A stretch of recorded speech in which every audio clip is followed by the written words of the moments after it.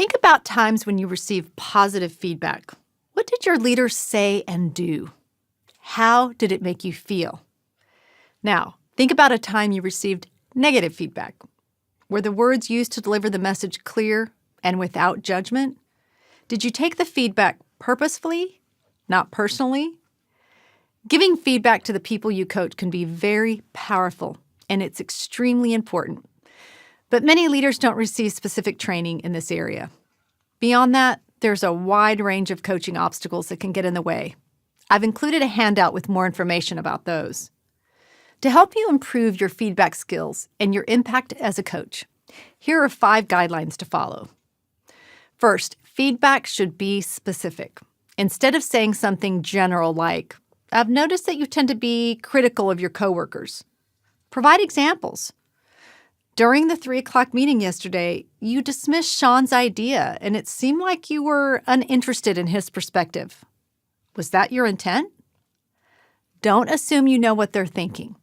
Ask. Focus on observable actions, sticking to facts rather than rumors. And make sure you link your feedback to a specific outcome. What's the result of the behavior you are discussing?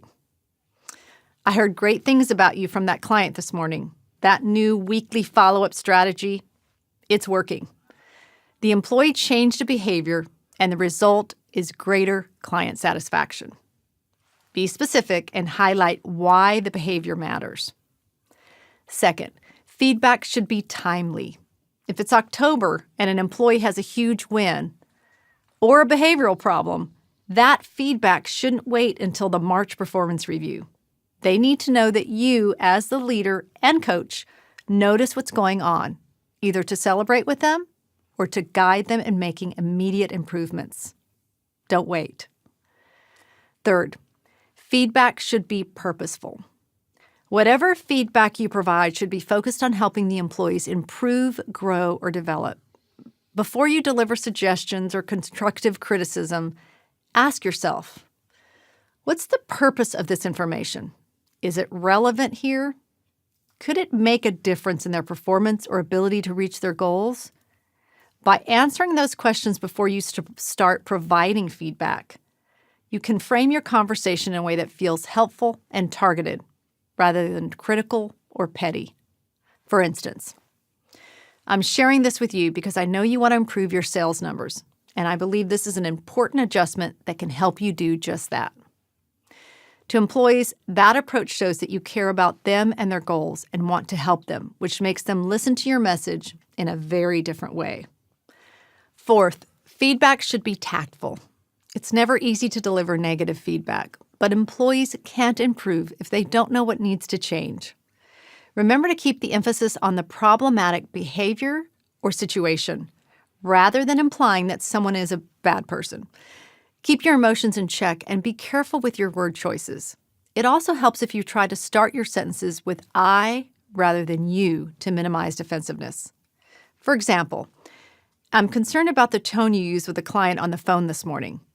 That makes a completely different impact than saying, "You are way too abrupt." Finally, feedback should be ongoing. In a beneficial coaching relationship, feedback needs to be a regular part of your ongoing conversations. It's not a one-time event. As trust develops, you should be able to offer real-time feedback in formal and informal settings, rather than only scheduled meetings. The best way for employees to grow is by having a coach who is tuned in and paying close attention to their work. Someone who cares enough about their success to speak up when they see performance that deserves a high five or an honest assessment of what went wrong.